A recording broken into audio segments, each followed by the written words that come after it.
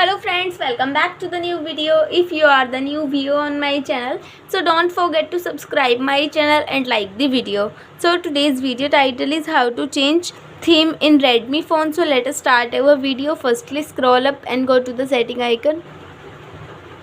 Click on the setting icon. Now you will see many options here. Scroll up and you have to click on the themes option. So click on the themes. Now here you will see many theme. You have to click on that option, then click on themes.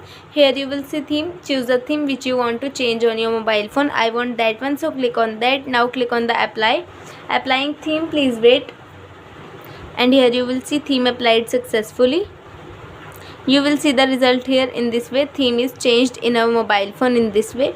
So I hope this video helps you, so please subscribe my channel and like the video. Thank you so much for watching our video, and if you have any query regarding any function of mobile phone or PC, so please comment us. Thank you so much for watching our video.